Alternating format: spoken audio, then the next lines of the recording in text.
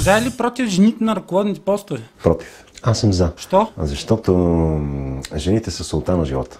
Защото жените трябва да са отгоре, понеже мъжете сме по-мързеливи. Грозните жени по-лоши началници ли са?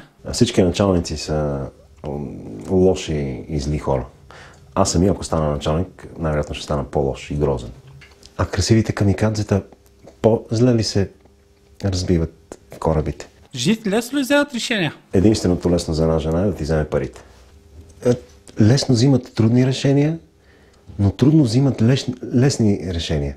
По принцип, жените взимат. Жена началник цикъл. Значи жената на практика е в два цикъла. Веднъж е в цикъл, веднъж не е в цикъл. Това прави два цикъла.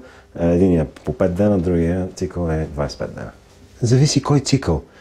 Палеозойската жена е по-остра от мезозойската. А жена началник в менопауза? Това е поредната им лъжа. Това не е пауза. Това е край за мъжа.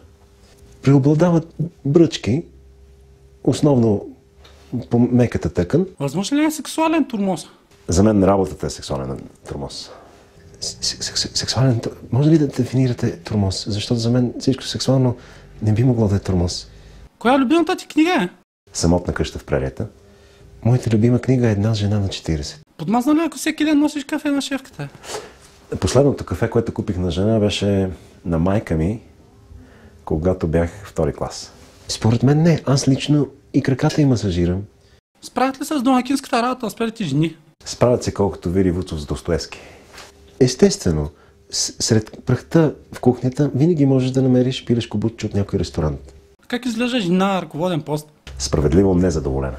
Лъскава пола с някой друг котешки косъм по нея. Какви качества трябва да притежава жена на ръководен пост? Да ходи на екскурзии. Курфюрстердам, Брахма Путра, Спа.